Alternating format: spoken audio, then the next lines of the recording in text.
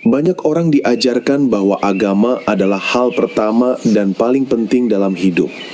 Tapi tidak semua orang tumbuh dalam kondisi yang sama. Ada yang sejak awal sudah dikenalkan dengan agama lewat keluarga, sekolah, bahkan lingkungan. Tapi ada juga yang tidak. Mereka lebih dulu belajar hidup, belajar memahami orang lain, belajar menyapa tetangga, ikut kerja bakti, dan tahu cara bersikap sopan di tengah masyarakat. Mereka tumbuh bersama lingkungan sosial yang kuat sebelum mengenal ajaran agama secara formal. Di kalangan orang-orang kejawen, hal seperti ini sangat umum terjadi.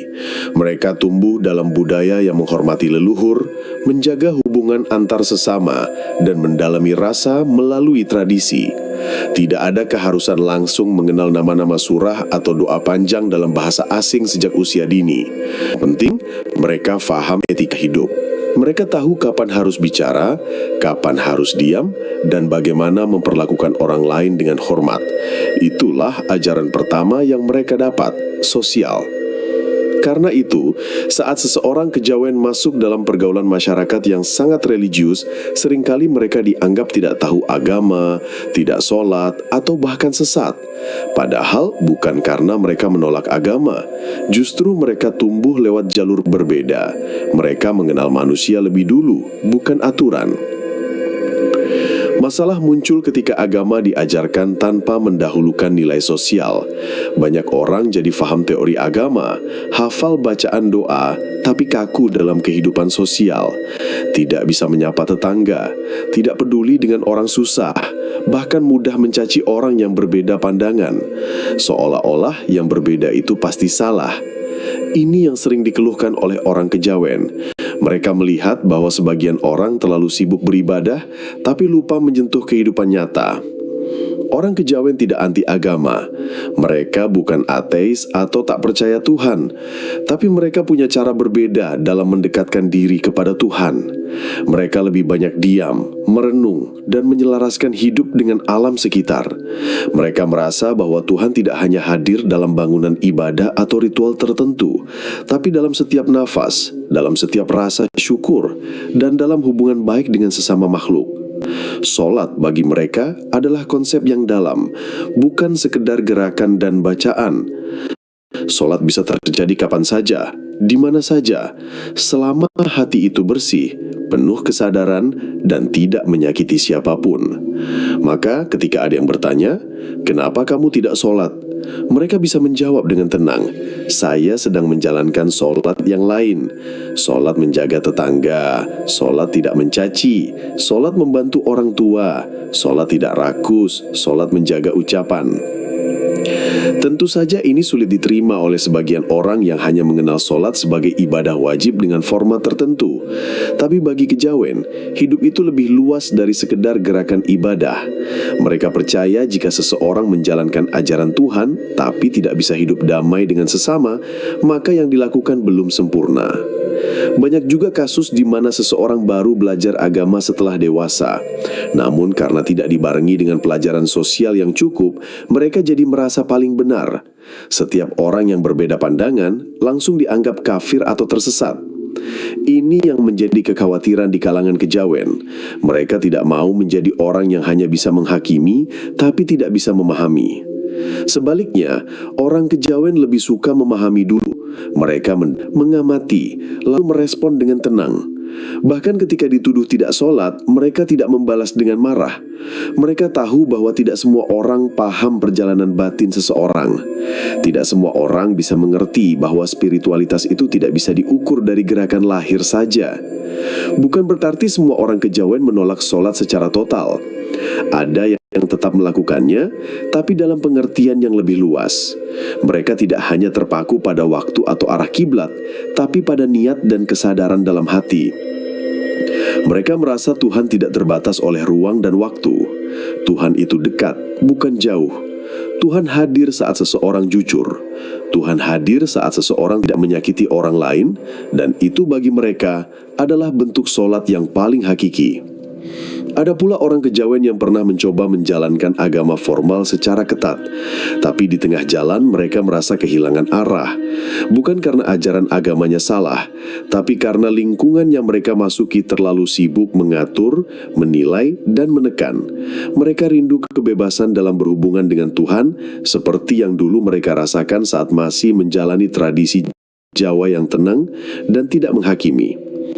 Dalam kondisi seperti itu, banyak yang akhirnya kembali ke akar kejawen, bukan untuk membangkang agama, tapi untuk mencari kedamaian. Mereka lebih memilih menyendiri di gunung, bertapa, berdoa dengan bahasa sendiri, dan berbicara kepada Tuhan tanpa perantara. Karena bagi mereka, Tuhan tidak memerlukan bahasa tertentu. Tuhan mengerti bahasa rasa, dan rasa itu hanya bisa hadir jika manusia benar-benar jujur dalam dirinya sendiri. Inilah alasan mengapa sebagian orang kejawen tidak menjalankan sholat dalam arti formal. Bukan karena sombong, bukan karena sesat, tapi karena mereka sudah lebih dulu belajar menjadi manusia. Mereka tidak mengejar surga dengan ibadah, tapi dengan akhlak.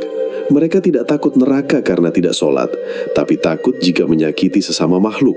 Roh, nyawa, dan sukma adalah 3 hal yang sering disebut dalam ajaran kejawen. Tapi tidak semua orang bisa langsung membedakannya. Bahkan di kalangan orang yang beragama sekalipun, istilah-istilah ini kadang tidak dibahas secara dalam. Padahal, memahami ketiganya bisa menjelaskan banyak hal, termasuk soal hubungan manusia dengan Tuhan dan alasan mengapa sebagian orang tidak menjalankan ibadah formal seperti sholat. Dalam pandangan kejawen, roh adalah bagian dari diri manusia yang paling murni. Roh berasal dari Tuhan dan akan kembali kepadanya. Roh ini yang membuat manusia hidup secara batin. Sementara nyawa adalah energi yang membuat tubuh bergerak. Selama nyawa masih ada, tubuh bisa bicara, berjalan, makan, dan bernafas. Sedangkan sukma adalah kesadaran atau identitas batin yang menyatu dengan rasa. Ketika seseorang meninggal, nyawa adalah hal pertama yang pergi. Tapi roh belum tentu ikut pergi. Karena itu, kadang ada orang yang dinyatakan meninggal secara medis, tapi tubuhnya masih terasa hangat atau masih terlihat gerakan kecil. Ini sering terjadi dalam kasus mati suri atau koma. Roh masih berada di tubuh, tapi tidak bisa menjalankan fungsinya sepenuhnya. Sukma juga punya peran penting. Sukma sering dikaitkan dengan waktu kelahiran dan waktu kematian.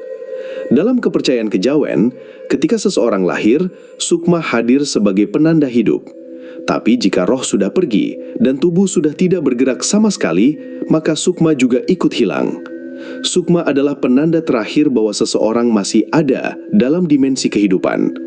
Karena itu, ketika orang kejawen berbicara tentang hidup dan mati, mereka tidak hanya bicara tentang tubuh. Mereka melihat dari sisi roh dan sukma juga. Mereka tidak buru-buru menyatakan seseorang sudah benar-benar mati hanya karena nafasnya berhenti. Mereka membaca tanda-tanda lain yang lebih halus. Ini yang membuat mereka punya pandangan lebih dalam tentang kehidupan. Dari sinilah muncul pemahaman bahwa ibadah bukan hanya soal fisik.